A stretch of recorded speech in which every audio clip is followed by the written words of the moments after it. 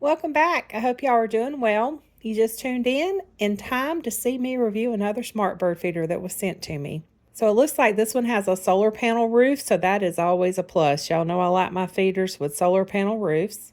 This feeder is smaller and it seems more compact than previous feeders that I have reviewed. It has a strap to strap it around a tree, and y'all know I actually don't like to strap feeders around trees because of squirrels and other critters. But I have actually figured out a much easier way of mounting these feeders on a birdhouse pole or a shepherd's hook pole. I'll show you that when I put this feeder out. Okay, so this solar panel roof doesn't plug into the back of the feeder like most feeders. It looks like it plugs into the top of the camera. Okay, and the roof opens from the back to pour the seed in. Now, I'm not going to video the step-by-step instructions for setting up the Wi-Fi because I have to enter in Wi-Fi passwords and so show QR codes and things like that. All you need to do is follow the step-by-step instructions to set up the Wi-Fi and to assemble the feeder. Simple to do.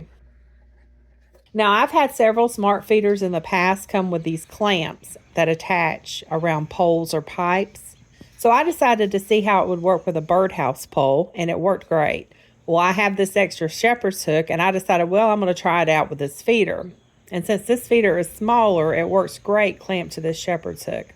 Now, I place my feeders very high, so I usually have to get a step stool to fill them up with seed unless I take the top pole off, so I can do it that way. And the reason I put my feeders up so high is because we have some stray cats hanging around, and the higher up the feeder is, the less likely they are to get to the birds. So I try to keep them over 6 feet off the ground. I'm going to put a link in the video description for the birdhouse pole I like using with these. This one is just a shepherd's hook. It's only going to work with this lightweight one. It's not going to work with the bigger ones that I've tried.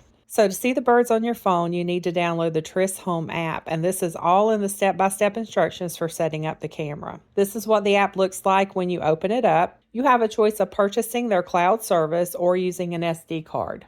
I'm using the basic cloud service for the sake of showing you how the service works. I will be using an SD card in the future. You can turn on and off notifications. That SD can be clicked, and that's where it will change it to HD, and you can take high definition photos. I like that you can take photos with this camera and not just videos. So, all you have to do is click capture and you can take a photo. You can also do playback of all the files that have been recorded. So if you have an SD card, you just click card playback, or if you're using the cloud, just click cloud playback, and it'll play back all of the footage that you've recorded. And you can skip forward or backward and see all the birds that have been recorded. There's also an intercom so you can talk through your camera. You can also set up sleep modes and alerts.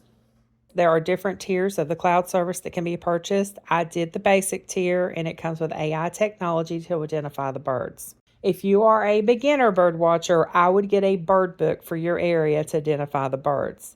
The AI technology on all of these smart feeders, including this one, needs a lot of work. These aren't purple finches, these are house finches. And also, this is not a house sparrow, but a brown-headed nuthatch. And then it said at one time that this was a white-breasted nuthatch instead of a brown-headed nuthatch. It got the tufted titmouse and the northern cardinal correct, but there's quite a few birds that's getting incorrect. I have reviewed a few smart bird feeders, and they all have issues with AI identification. So personally, I wouldn't spend any extra money on that feature.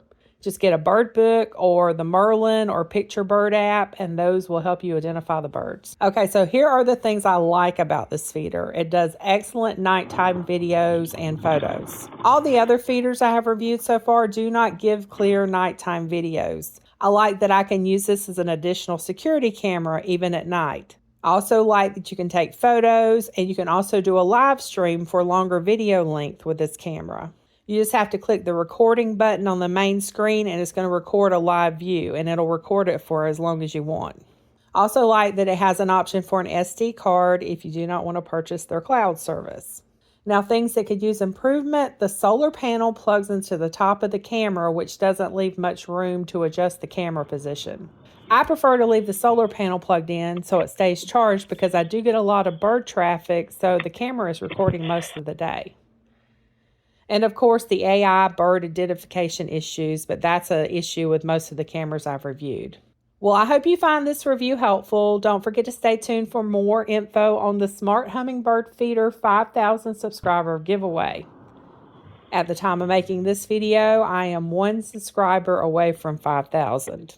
Stay tuned Wednesday for another cooking video, and thank y'all so much for watching, and I hope y'all have a very blessed day.